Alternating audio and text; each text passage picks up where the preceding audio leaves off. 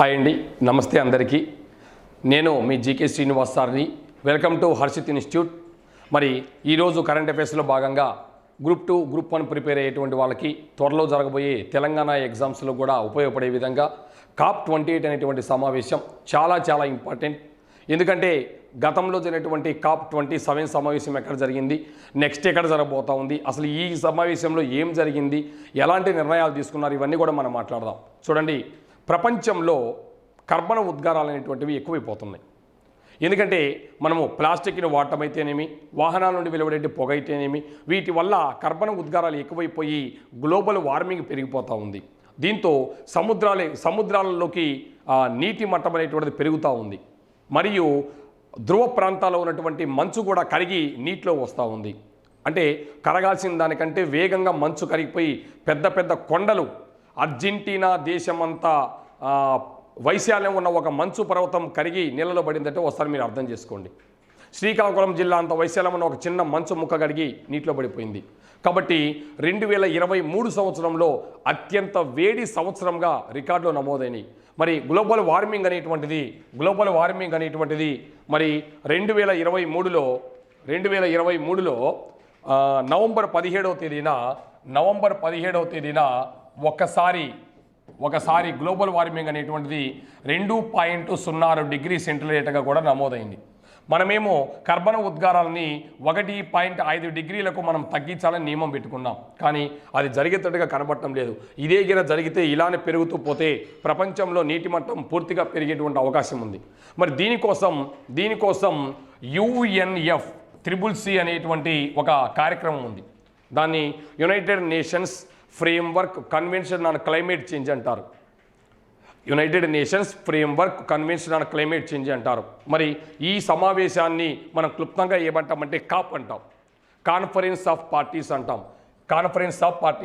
ఈ COP27 సమావేశము ఈజిప్టులోని షర్ము L Sheikh అనేటువంటి ఒక నగరంలో జరిగింది. నెక్స్ట్ జరగబోయే COP29 సమావేశము అజర్బైజాన్ రాజధాని బాకులో జరగబోతా ఉంది. మరి COP33 సమావేశము మీరు ఒప్పుకుంటే ఇండియా నిర్వహిస్తామని చెప్పడం జరిగింది. మరి ఈ రకంగా ఈ COPలో ఏమేమి నిర్ణయాలు తీసుకున్నారో మనం ఒకసారి చూద్దాం. ఇక్కడ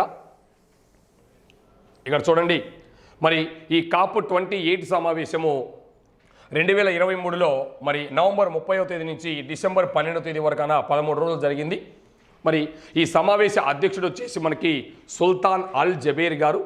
మరి ఈ సమావేశం దుబాయ్లో జరిగింది. ఈ సమావేశానికి 190 దేశాల నుండి 60,000 మంది ప్రతినిధులు హాజరయ్యారు. నరేంద్ర మోడీ కూడా హాజరయ్యారు.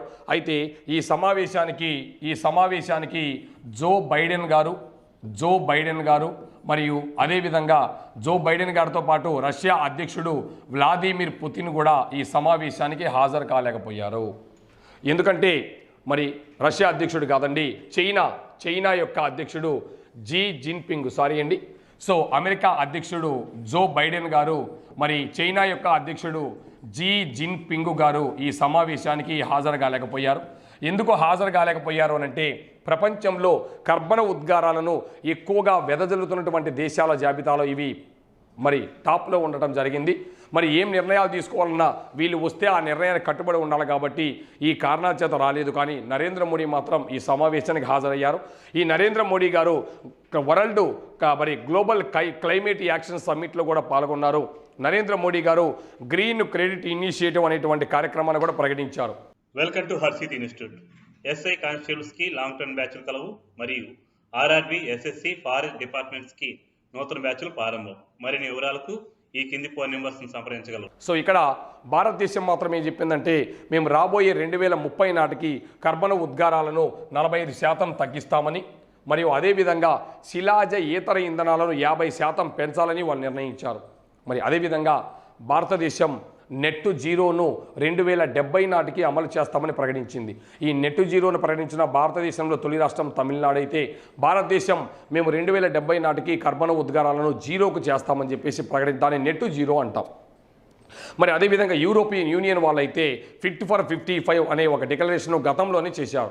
దీని ప్రకారము 2030 నాటికి కర్బన ఉద్గారాలు యూరోపియన్ యూనియన్ దేశాలలో 55% తగ్గిస్తామని, 2035 నాటికి 100% కర్బన ఉద్గారాలు తగ్గిస్తామని ప్రకటించారు. అందుకని మరి 2030 నాటికి మనం బ్రిటన్ దేశంలో కానీ లేకపోతే యూరోపియన్లో కొన్ని దేశాలలో ఈ పెట్రోల్తో డీజిల్తో నడిచే వాహనాలను మరి కాలం చెల్లిన వాహనాలుగా పరిగణించి వాటి స్థానంలో మనము ఏమంటామంటే ఎలక్ట్రిక్ వాహనాలు తేబోతున్నాం. మరి 2024 బడ్జెట్లో రాబోయే 5 సంవత్సరాల్లో 1,00,000 ఎలక్ట్రికల్ ఆటోలను తీసుకొస్తామని చెప్పేసి మన నిర్మలా సీతారామన్ గారు ప్రకటించారు. కాబట్టి ఈ ఎలక్ట్రికల్కి ఎక్కువగా రాబోయే రోజులలో డిమాండ్ పెరగబోతుంది. ఎందుకంటే కాలుష్యాన్ని తగ్గించడం కోసం మరి కర్బన ఉద్గారాలు ఎక్కువైపోతూ ఉన్నాయి. దీనివల్ల ప్రపంచం మొత్తం ప్రమాదంలో ఉంది.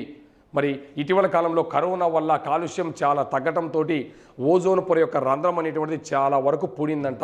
ఇది 2066 నాటికల్లా దాదాపుగా ఓజోన్ పొర రంధ్రం అనేటువంటిది పూడిపోతుంది, బాగవుతుంది అంటూ ఉన్నారు. కాబట్టి కర్బన ఉద్గారాలు ఏ స్థాయిలో ఉన్నాయో చూడండి. అందుకనే మనం ఈ కర్బన ఉద్గారాలతో పాటు ప్లాస్టిక్ను కూడా మనం వాడటం తగ్గించాలా. లేకపోతే భారతదేశంలో ఉన్నటువంటి టీ కప్పులలోనే ఎక్కువగా క్యాన్సర్ కారక కణాలు ఉన్నాయని చెప్పేసి మనకు తెలుస్తూ ఉన్నాయి. కాబట్టి కొంచెం జాగ్రత్తగా మనం ఆలోచించాలి. మరి ఇక్కడ ఇందులో సాంప్రదాయ వస్త్రాల్లో గుజరాత్కు చెందినటువంటి మహిళలు సంగీతా బెన్ రాథోడ్ మరియు జసుమతి బెదాపై బెర్మర్ కూడా ఈ సమావేశానికి హాజరయ్యారు. మరి ఈ సమావేశానికి 12 సంవత్సరాల మణిపూర్కు చెందిన బాలిక లిసిప్రియా కగుజం లిసిప్రియా కగుజం అనేటువంటి అమ్మాయి హాజరైంది. అయితే ఈ అమ్మాయి మన భారతదేశం తరపున హాజరు కాలేదండి, తూర్పు తైమూరు దేశం తరపున ప్రత్యేక ఆహ్వానితురాలుగా హాజరు కావటం జరిగింది. ఇది మనం గుర్తుపెట్టుకోవాలి.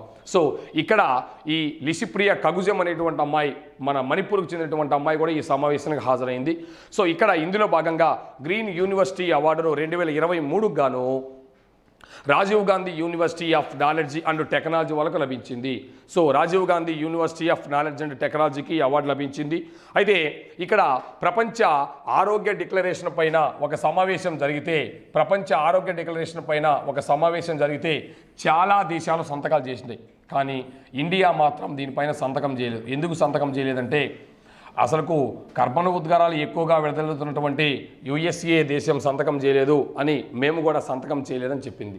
సో ఇక్కడ వచ్చేసి మనకి గ్లోబల్ రివర్ సిటీస్ అలియన్స్ చాలా ఇంపార్టెంట్ అండి. ఈసారి వాస్తవంగా ఇండియాలో national mission for clean Ganga అనే కార్యక్రమాన్ని ప్రారంభించారు. ఎందుకంటే గంగా నదిని మనం పవిత్రమైన నదిగా మనం పిలుస్తాం. గంగా నదిని పవిత్రమైన నదిగా మనం పిలుస్తాం. మరి ఇలాంటి పవిత్రమైనటువంటి గంగా నది మరి శవాల గుట్టలతో పేరుకొని పోయి అపవిత్రమైంది.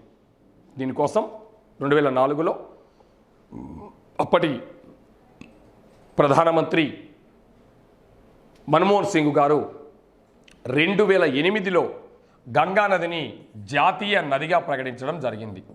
సో గంగా నదిని జాతీయ నదిగా ప్రకటించింది 2008లో. అప్పటి ప్రధానమంత్రి ఎవరంటే మన్మోహన్ సింగ్ గారు. ఆయన ఆధ్వర్యంలో ఏం జరిగిందంటే మనము ఈ గంగా నదిని శుభ్రం చేయాలి. ఆ తర్వాత 2014లో నమామి గంగే అనే కార్యక్రమంతో మన నరేంద్ర మోడీ గారు గంగా నదిని క్లీన్ చేయడంలో ప్రధాన పాత్ర పోషించారు. ఈ రోజున గంగా నది చుట్టూ 500 మీటర్ల వరకు ఎటువంటి చెత్తా చెదారం వేయకుండా కొన్ని ఆంక్షలు విధించారు. సో దీంతో ఈ రోజున కొంతన్నా గంగా నది బాగుపడింది. అందుకని River Cities Alliance, global River Cities Alliance అనే కార్యక్రమాన్ని భారతదేశం ప్రారంభించింది. ఇందులో నదీ తీర ప్రాంతాలలో ఉన్న నగరాలను 142 నగరాలతోటి ఇది ఇండియాలో ఏర్పడింది. ఈ కూటమిలో నెదర్లాండ్ దేశానికి చెందినటువంటి డెన్ హాగ్ అనేటువంటి ఒక నది, డెన్ హాగ్ అనే నది, ఆస్ట్రేలియా దేశానికి చెందినటువంటి అడిలైడ్ నది మరియు హంగరీ దేశానికి చెందినటువంటి స్లోజ్నోకి అనేటువంటి నదులు కూడా ఈ కూటమిలో జరగటం జరిగాయి. మరి ప్రపంచము మొత్తంలో 2030 నాటికి కర్బన ఉద్గారాలను మనము 43% తగ్గించాలని చెప్పేసి మరి నియమం పెట్టుకోవడం జరిగింది. ప్రస్తుతం national mission for clean Ganga అనే కార్యక్రమంలో భాగంగా 142 నదీ నగరాలతో ఒక కూటమి ఏర్పాటు కావడం జరిగింది. చూడండి, ప్రస్తుతం భారతదేశం 2070 నాటికి నెట్ జీరోను అమలు చేయాలని ప్రకటించింది. అదేవిధంగా నెట్ జీరోను అమలు చేసినటువంటి మొదటి రాష్ట్రంగా మనం తమిళనాడు చూస్తున్నాం. సో యూరోపియన్ యూనియన్ కూటమి ఫిట్ ఫర్ 55 ఒక నినాదాన్ని ప్రారంభించింది. దీని ప్రకారం 2030 నాటికి 55% కర్బన ఉద్గారాలు తగ్గించాలని, 2035 నాటికి మరి అదేవిధంగా 100% కర్బన ఉద్గారాలు తగ్గించాలని ప్రకటించింది. మరి ఈ ఏమంటారంటే ఇందులో భాగంగా COP28లో భాగంగా COP27లో ఒక నిర్ణయం తీసుకున్నారు. ఏంటంటే ఆ నిర్ణయము మరి ఈ కర్బన ఉద్గారాలు అనేటువంటివి ఎక్కువగా వెదజల్లుతున్నాయి కాబట్టి వీటి కోసం ఒక నిధిని ఏర్పాటు చేయాలని ప్రారంభించారు. మరి అందులో భాగంగా కర్బన ఉద్గారాల కోసం మరి ఒక పరిహార నిధిని ఏర్పాటు చేయాలని అప్పుడే యూరోపియన్ యూనియన్ సూచించింది. అందులో భాగంగా మరి COP28 సమావేశంలో జరిగినటువంటి మొట్టమొదటి COP28లో జరిగిన మొట్టమొదటి రోజున ఈ కర్బన ఉద్గారాలకు సంబంధించినటువంటి ఒక పరిహార నిధిని కూడా ఏర్పాటు చేయటం జరిగింది. మరి భారతదేశానికి చెందినటువంటి నరేంద్ర మోడీతో పాటు సాంప్రదాయ దుస్తులతోటి గుజరాత్ రాష్ట్రానికి చెందినటువంటి సాంప్రదాయ దుస్తులతోటి మరి ఏమంటారంటే ఒక ఇద్దరు మహిళలు హాజరు కావటం కూడా జరిగింది. ఇవన్నీ కూడా ఏం జరుగుతూ ఉందో ఇవన్నీ కూడా మనం గుర్తుపెట్టుకోవాలి. ఇది COP28 సమావేశం. మరి రాబోయే COP29 సమావేశం ఎక్కడ జరగబోతూ ఉందంటే అజర్బైజాన్ రాజధాని బాకులో జరగబోతూ ఉంది. మరి ప్రపంచం ప్రకారము మరి మనం కర్బన ఉద్గారాలు అనేటువంటివి భూమి యొక్క గ్లోబల్ వార్మింగ్ అనేటువంటిది కూడా 1.5 డిగ్రీలకు తగ్గించాలి. మరి ఏం జరుగుతూ ఉందో మనం చూడాలా. ఏది ఏమైనప్పటికీ కూడా చూడండి, ఇక్కడ మీకు ఫిట్ ఫర్ 55 అని కూడా మీకు ఒక పిక్ కూడా ఇవ్వడం జరిగింది. ఈ రకంగా COP28 అనేటువంటి సమావేశం అనేటువంటిది నిర్వహించబడింది. అయినప్పటికీ నిర్ణయాలు అమలు చేయాలా. సో చైనా దేశం కానీ, అమెరికా దేశం కానీ, జపాన్ దేశం కానీ, సౌదీ అరేబియా కానీ, ఇండోనేషియా కానీ, ఇండియా కానీ, చిన్న దేశాలైన పెద్ద దేశాలైన కర్బన ఉద్గారాలను వెదజల్లడంలో ముందు స్థానంలో ఉన్నాయి. మరి వీటిని తగ్గించాలి. వీటితో పాటు we have to reduce the plastic usage. మరి భారతదేశం 2022లోనే మరి కర్బన ఉద్గారాలను తగ్గించాలి అని చెప్పేసి జూలై 1వ తేదీన నియమం విధించింది. కాబట్టి మరి 64 రకాలైనటువంటివి కర్బన ఉద్గారాలు ఒకసారి వాడి పారవేసేటువంటి కర్బన ఉద్గారాలలో ఎక్కువగా తగ్గించాలి. మనము ఒకసారి వాడి పారవేసే ప్లాస్టిక్ పదార్థాలను ఉత్పత్తులను తగ్గించాలి అని అసలు వాడకూడదని నియమం పెట్టుకున్నారు. సో రాబోయే రోజులలో మరి ప్లాస్టిక్ మనం తగ్గిస్తూ ఉంటే, ఈ కర్బన ఉద్గారాలను తగ్గిస్తూ ఉంటే, అదేవిధంగా శిలాజయేతర ఇంధనాలను భారతదేశం 2000 అంటే రాబోయేటువంటి రోజులలో 50% పెంచనున్నది. శిలాజయేతర అంటే non fossil fuels. Fossil fuels అంటే పెట్రోల్ కావచ్చు, డీజిల్ కావచ్చు, లేకపోతే కిరోసిన్ కావచ్చు, ఇవన్నీ కూడా శిలాజ ఇంధనాలు. శిలాజయేతర అంటే ఇంకొక మార్గం ఎలక్ట్రిసిటీ కావచ్చు, సోలార్ కావచ్చు, ఏదైనా. సో ఈ రకంగా ఈ COP28 సమావేశం కొంత విజయవంతం కావడం జరిగింది. COP27 ఎక్కడ జరిగింది, COP29 ఎక్కడ జరిగింది, ఈ విషయాలు మనం గుర్తుపెట్టుకోవాలి. ఓకే, అందరికీ నమస్తే. మరొక టాపిక్ తోటి మళ్ళీ మనము ఇంకొకసారి